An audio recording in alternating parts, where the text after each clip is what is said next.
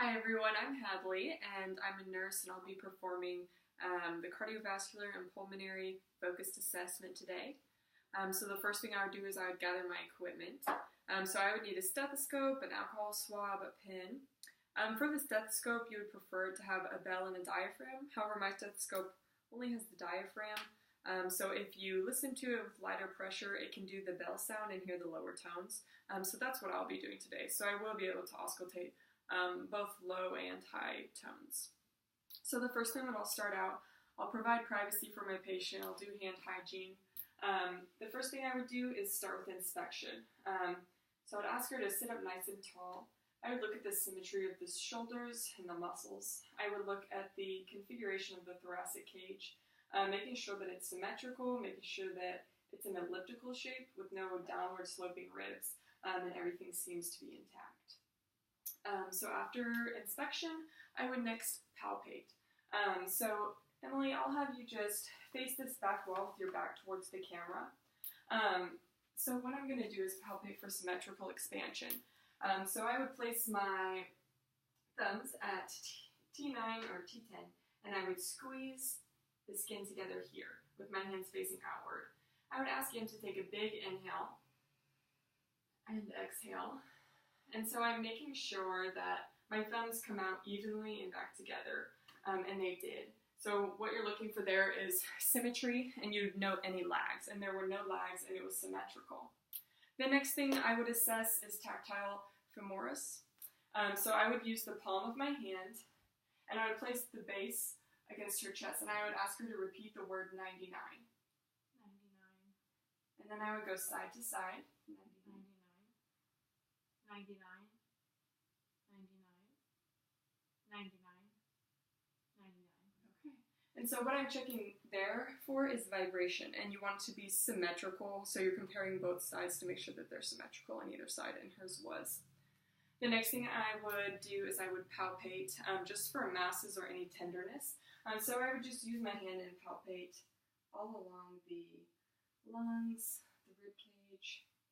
Is there any tenderness? Feel any tenderness, Em? No. Okay. So no masses, no tenderness. And the next thing I would do is percuss the lungs. So I'm going to use my middle finger on my non-dominant hand and then use my dominant hand to gently strike this middle finger. And so what I'm listening for is resonance. And that's what we want. We don't want a dull sound. And so I heard resonance everywhere. So after palpation, I'm going to auscultate.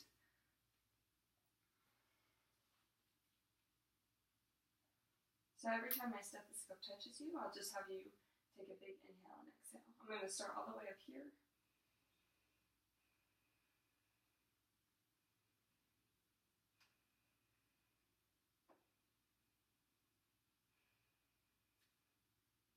Avoiding the scapula.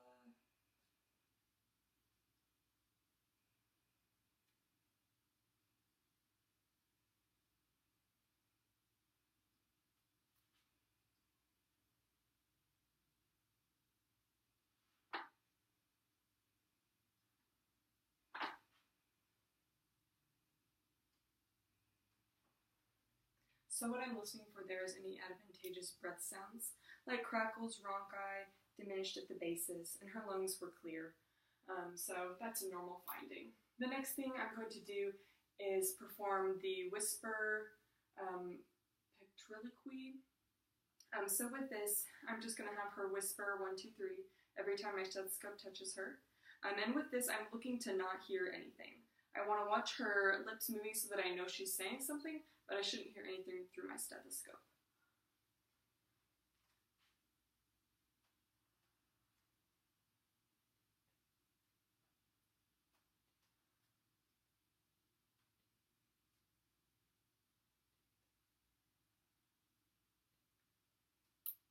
And I didn't hear anything. The next thing I'm going to do is perform the bronchoscopy. With this, I'm going to have her say 99 while I auscultate with my stethoscope. With this, you want to hear normal, muffled sounds. You don't want to hear it clear because that could indicate consolidation. So every time my stethoscope touches you, I'll just have you say 99. 99, 99, 99, 99, 99, 99.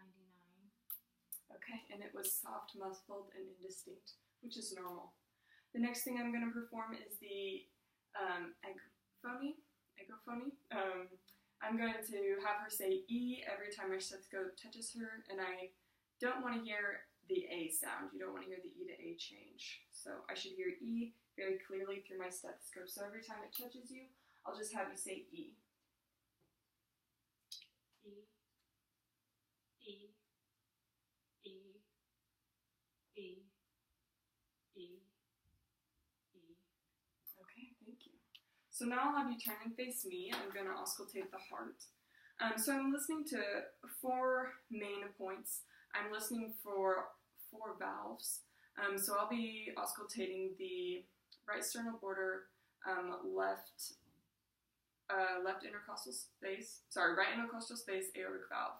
Then I'll move to the left sternal border, second intercostal space, and I'll auscultate the pulmonic. Then I'll move left sternal border in between the 3rd and 4th intercostal space, and I'll listen for the tricuspid. Then I'll listen to the apical pulse, and I'll listen to the mitral valve, and I'll also auscultate the pulse, and I'll listen to it for a full minute. I'm hoping that the pulse is between 60 and 100 because that's normal range. And I'll also listen to the rhythm. I'm listening for normal S1 and S2 sounds. Any abnormalities I'll have to note, any S3 sounds, any murmurs.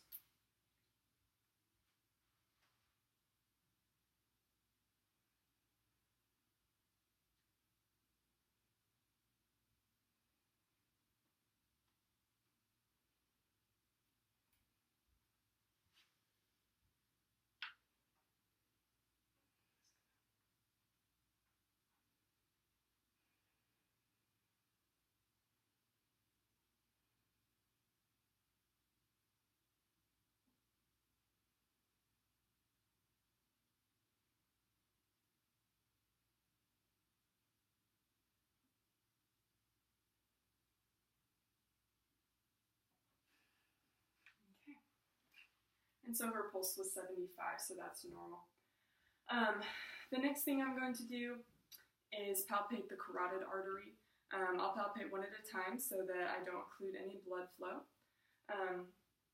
So I'll do the right first. And I'm feeling for a thrill here and also feeling for the pulse. And I'm checking that they're equal bilaterally and that they're of normal strength. The next thing I'm going to do is auscultate, and I'm listening for any bruit. Bruit is turbulent blood flow. If there's no bruit, then it is normal.